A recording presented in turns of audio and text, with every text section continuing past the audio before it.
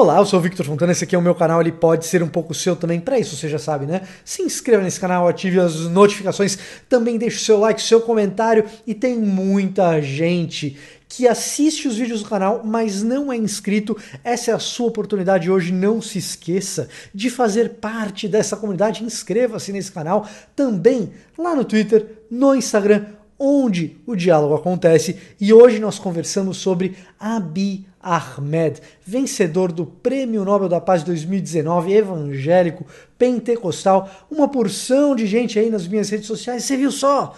Um evangélico ganhou o Nobel da Paz em 2019, um pentecostal ganhou o Prêmio Nobel da Paz de 2019, mas a pergunta que fica é, por que ele ganhou? Como Abiy Ahmed, o homem que dá a outra face, levou o Prêmio Nobel da Paz em 2019? Será que essa história pode nos edificar? Pode melhorar a maneira como nós entendemos o cristianismo?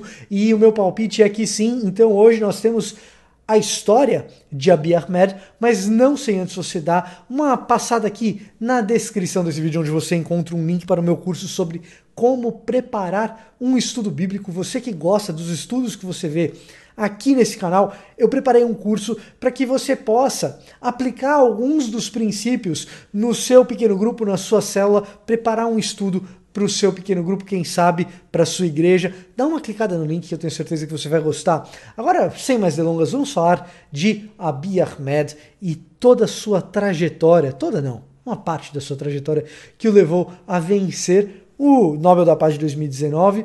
Ele que é primeiro-ministro da Etiópia.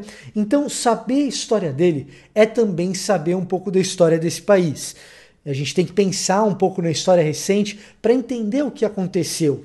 Ele foi premiado por causa dos esforços de pacificação entre a Etiópia e um país mais ao norte da Etiópia, menorzinho, chamado Eritreia. Vamos tentar entender como é que esse conflito surge, para a gente entender como que ele chega à paz e como que isso pode influenciar o meu discipulado, o seu discipulado, a nossa maneira de entender cristianismo, a nossa maneira de entender evangelho, né? Então, a gente tem que voltar no tempo um pouco para um período em que a Eritreia fazia parte da Etiópia. Era tudo uma coisa só, né? Isso lá na década de 80, década de 70, quando a Etiópia vivia sob regime socialista, ditadura socialista, nos modelos mais ou menos parecidos com a União Soviética, né? Um modelo marxista-leninista. E ali ao norte existia um movimento de tentativa de libertação, de saída desse regime, que era uma frente de libertação popular, também com algumas ideias de esquerda, mas um movimento separatista da região ao norte, que mais tarde se chamaria de Eritreia. Esse regime comunista bastante sanguinário, cerca aí de 2 milhões de etíopes mortos pelo regime, o que, se você levar em consideração o tamanho da Etiópia, não é um país muito grande, é muita gente que foi morto pelo regime. E aí, quando cai o Muro de Berlim, quando se desfaz a União Soviética, né, chega o fim da Guerra Fria, no começo da década de 90, depois de 30 anos de batalha armada na região norte da Etiópia, quando vem o processo de democratização, cai o regime comunista.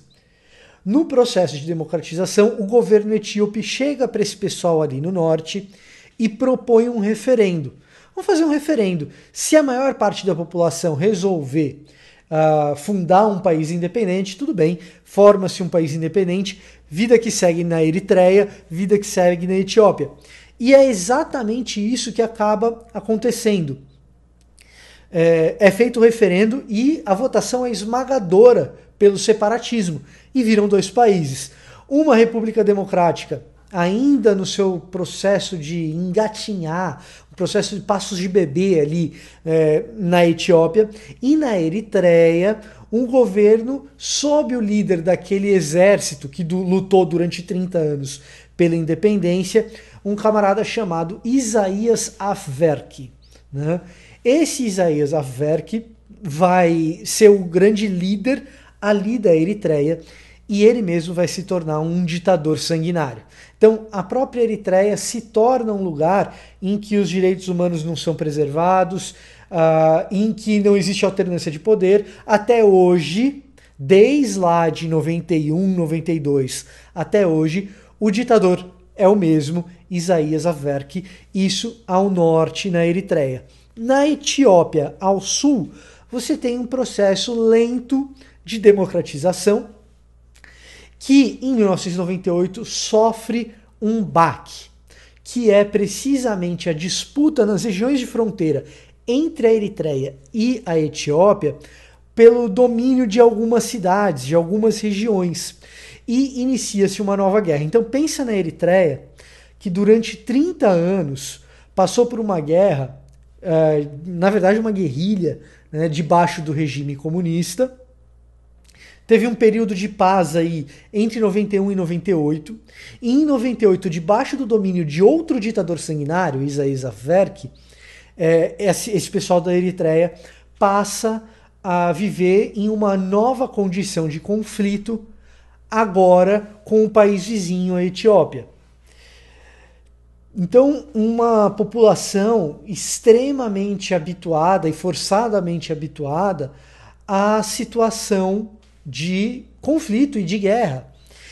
E com um agravante. Quando essa guerra se torna entre Eritreia e Etiópia, nós estamos falando aí de muitas tribos que compõem a Etiópia e a Eritreia, mas na maior parte, uma única etnia, uma única língua.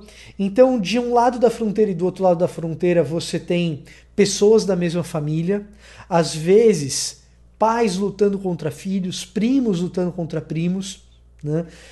Uma situação muito complicada, e entre 98 e 2018, 20 anos de guerra, né? Que produziu mais ou menos aí 80 mil mortos. Né? O que, de novo, para a região, que não tem uma população tão grande assim, 80 mil mortos também não se compara aos 2 milhões da época do comunismo na Etiópia toda, né? Mas Eritreia é um país bem pequenininho, 80 mil mortos é muito significativo. Né? É muito significativo. Em especial de pessoas que têm laços familiares, sanguíneos. Né? Então, muito complicada, uma situação ali bem difícil para a região. Né? Soma-se a isso o fato, o domínio ditatorial e também sanguinário internamente do Isaías Afwerki.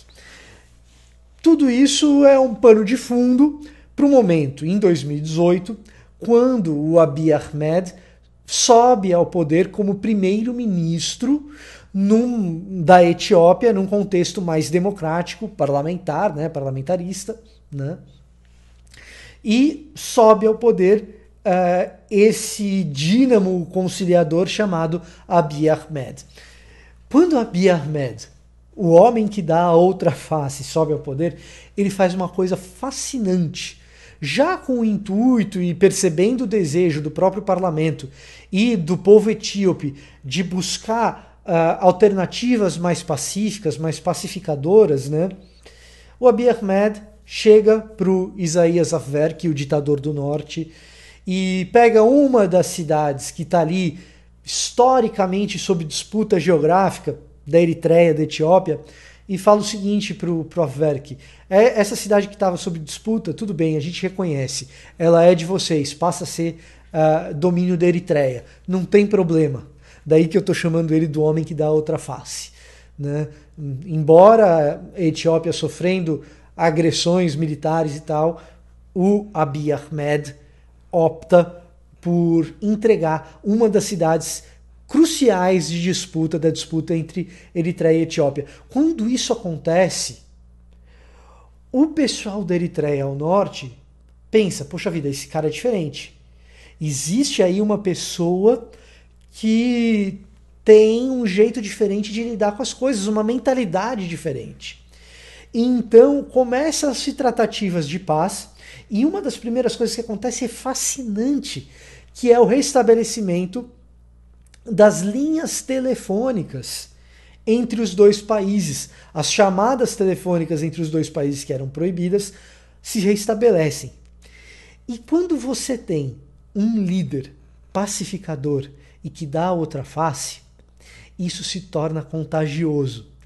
E é fenomenal que nos meses seguintes, cidadãos etíopes com a mão no telefone começam a ligar aleatoriamente para pessoas e casas na Eritreia só para dizer para elas: oi, tudo bem? Eu tô feliz que agora a gente está em paz. Meu nome é fulano e eu queria dizer para você que é muito bom que hoje a gente tenha paz entre os dois povos, entre os dois países, que são dois povos, na verdade muitas tribos, mas com muita coisa em comum, língua inclusive. E você percebe que aquela população desgastada, com anos e anos e anos e anos de guerra, quando vê um raio de esperança para a paz, sinalizada por um líder que dá a outra face, ela se vê contagiada por aquilo e começa ela mesma a se entregar de maneira gentil a um diálogo amoroso. Nem sempre é isso que acontece, não existem garantias quando a gente dá a outra face. Nem sempre o que vai acontecer é uma caminhada em direção à paz. Mas o simples fato de, eventualmente, a gente ver esses raios de esperança surgindo no meio da história, a gente percebe que o evangelho tem esse poder transformador e faz parte dessa mentalidade constituinte da cabeça de um líder como Abiy Ahmed para produzir essa transformação extremamente dócil e gentil nas linhas do que, por exemplo, fez Desmond Tutu na África do Sul, nas linhas do que Martin Luther King protagonizou no movimento de direitos civis nos Estados Unidos. É o evangelho tomando lugar no mundo e provocando transformação de fato. Se você quer saber o que é verdadeiro avivamento, esse tipo de coisa é verdadeiro avivamento, que produz pessoas que antes viviam em inimizade, que agora transbordam em gentileza, em fruto do Espírito, se você quiser. Né? É claro que ainda existem muitos desafios pela frente. E talvez a premiação do Abiy Ahmed tenha sido uma premiação precoce, porque ele mesmo tem pela frente grandes desafios num país em que existe radicalismo islâmico. Ele é um evangélico pentecostal, mas existem grupos radicais islâmicos que perpetuam ameaças terroristas na Etiópia. A Etiópia ainda é um país inseguro para evangélicos e pentecostais, como é o caso do Abiy Ahmed. Então, ore pelos cristãos ali que sofrem perseguição, em parte pelos grupos islâmicos, em parte pela igreja oficial, que é a igreja ortodoxa etíope, que já fez também, já deu das suas de perpetuar tipos de perseguição, o que é lamentável, uma igreja com uma história tão bonita como é a igreja etíope, perpetuar perseguição de outros irmãos cristãos, né? Mais brando é verdade, mas existe isso. Né? E, sobretudo, lembre-se que a Eritreia ainda está sob domínio de um ditador que agora pode se sentir enciumado, porque como que só o outro agora recebeu o prêmio por buscar a paz? Eu também estou aqui dando os meus passos para buscar a paz e tal, mas a Eritreia ainda vive um modelo de ditadura que diz respeito aos direitos humanos e que persegue cristãos sistematicamente. Né? Se você for lá no Portas Abertas, no site da Missão Portas Abertas, você tem lá o ranking de países em que os cristãos sofrem perseguição. A Eritreia, para o ano de 2018, ocupou o 7º lugar. Vamos ver como é que 2019 se desenrola. O ano que vem a gente tem uma nova lista e vamos ver se a Eritreia deu uma melhorada. Né? E se essas caminhadas na direção da paz entre os dois países pode fazer com que esse ditador sanguinário que domina a Eritreia amoleça um pouco a perseguição interna que existe no país. Que na Etiópia também existe, inclusive perseguição política. Outra coisa que o Abiy Ahmed fez foi liberar uma série de presos políticos de origem da Eritreia. Né? Então, Abiy Ahmed, o homem que dá a outra face. Movimentos de avivamento genuínos vêm com transformação de caráter e geralmente começam por atos de obediência à ética de Jesus Cristo. Dar a outra face é um ato de obediência à ética de Jesus Cristo, e assim a gente pode ver na história movimentos de verdadeiro avivamento que são dignos de serem premiados com essa grande honraria, o Prêmio Nobel da Paz. Existem muitos desafios ainda. Ore pela Etiópia, ore pela Eritreia, mas que assim a gente possa no nosso dia a dia provocar também verdadeiro avivamento no contexto brasileiro e de fala portuguesa, se você é angolano, moçambicano, português, do Cabo Verde, enfim, onde você estiver assistindo esse vídeo, que você possa ser uma pessoa obediente ao discipulado de Cristo Jesus. Ore por Abiy Ahmed. Ore também por mim, por esse canal, é o que eu te peço, e eu peço também que você deixe o seu like, que se você tenha gostado desse vídeo, não deixe de se inscrever e conferir também aqui embaixo na descrição o link para o meu curso sobre como preparar um estudo bíblico. Eu agradeço a sua audiência, a sua paciência, e vou ficando por aqui, e até a próxima!